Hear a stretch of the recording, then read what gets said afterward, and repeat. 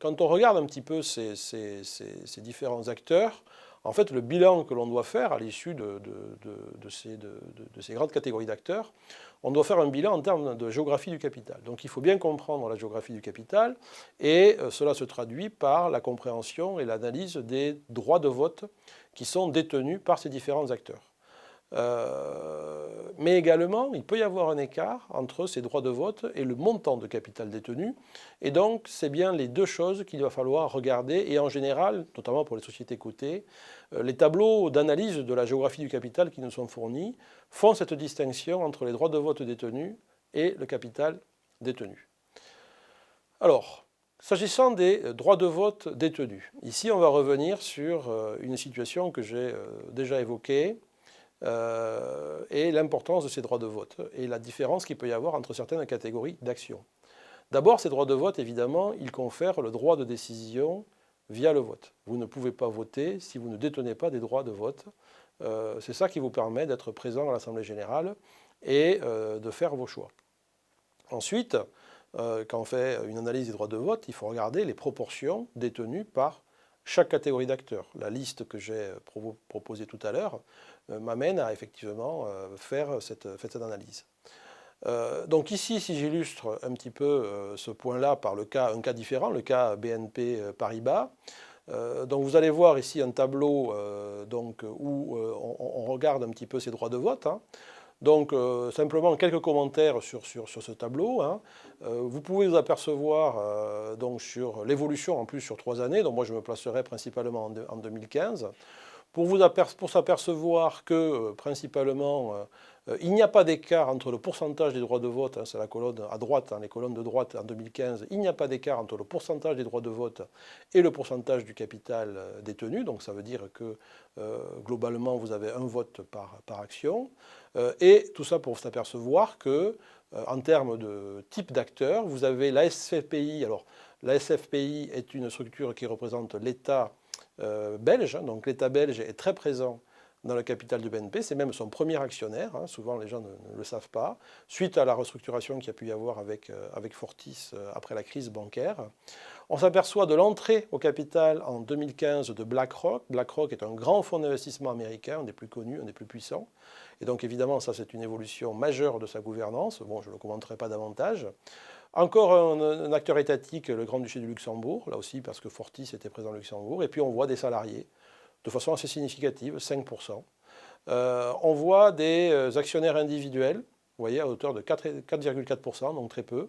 Et puis on voit donc la plus grosse partie qui est détenue par des investisseurs institutionnels, français et étrangers, qui représentent plus de 70% des droits de vote et du capital. Donc là, vous avez une illustration de la grande diversité des droits de vote détenus par les différentes catégories d'acteurs.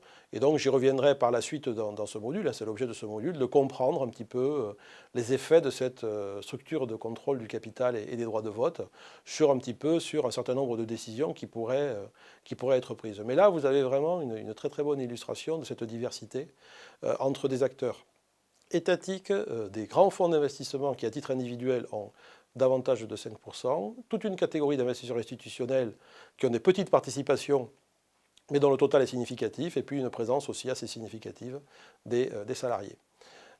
Donc si on regarde également d'autres exemples, on va voir par la suite d'autres exemples, simplement je voulais signaler que ce tableau que vous venez de voir, si on arrive à repérer par exemple un BlackRock, si on arrive par exemple à repérer l'État luxembourgeois, c'est que d'abord, lorsque un actionnaire, un nouvel actionnaire arrive dans le capital d'une société, il doit faire une déclaration de franchissement de seuil de détention de ses droits de vote. Alors, par exemple, tout actionnaire doit déclarer le franchissement du seuil de 5%. C'est pour ça que vous voyez BlackRock sur le tableau qu'on vient de voir, avec 5,1%. Donc, il a été obligé de se déclarer formellement, alors qu'il devait être certainement présent parmi les autres investisseurs institutionnels. Mais là, il a passé un seuil et donc il apparaît à ce titre-là très clairement dans la liste des actionnaires présents dans le capital. Ensuite, il faut évidemment déclarer vos franchissements de seuil quand vous dépassez 10, 15, 20 et 25%. Là, vous devez le déclarer Et en plus, il y a une obligation supplémentaire. On vous demande, en tout cas l'actionnaire qui fait ça, on va lui demander de déclarer ses intentions et ses objectifs pour les 6 prochains mois pour savoir s'il veut continuer à franchir successivement les seuils. Quand vous arrivez au seuil de 30%, là, il faut lancer, c'est une obligation, il faut aller faire une offre publique. Et en d'autres termes, si vous dépassez les 30%, vous devez être capable d'assumer que d'autres actionnaires viennent vous vendre les titres et vous devez l'accepter. Et ce dont vous pouvez vous retrouver à faire une offre publique, effectivement, et devenir majoritaire dans le capital de la société. Mais ça, c'est si les autres actionnaires le souhaitent. Ensuite, deuxième façon de voir la géographie du capital après les droits de vote, c'est le montant de capital détenu. On l'a vu dans le cas de BNP, il n'y a pas de différence. Donc ce point-là n'est pas forcément très important pour BNP, mais dans d'autres cas, on a des situations assez différentes où il y a un écart entre le capital détenu et les droits de vote. Pourquoi est-ce qu'il y a cette différence? Il y a cette différence, on le voit ici par exemple dans le cas de L'Oréal. Hein. On a ici un tableau où on a vraiment la répartition du capital. Alors la répartition du capital, on voit ici très clairement, là aussi en termes de diversité, on voit que la famille Bettencourt-Meyers, c'est donc avec Nestlé, les deux plus gros investisseurs individuels clairement identifiés. Donc là, on a une différence avec BNP. Ici, c'est une famille qui contrôle l'entreprise avec un montant de capital au-delà de 30%, ce qui va lui conférer effectivement un pouvoir extrêmement fort, même s'il ne détient pas plus de 50%.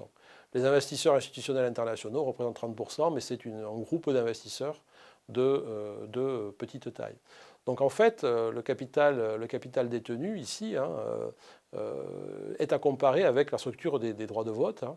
Et si vous avez un écart entre les droits de vote et la structure du capital, c'est que les conditions d'émission des actions ont été un petit peu particulières et il faut donc analyser la nature des actions qui ont été émises au sein de l'entreprise.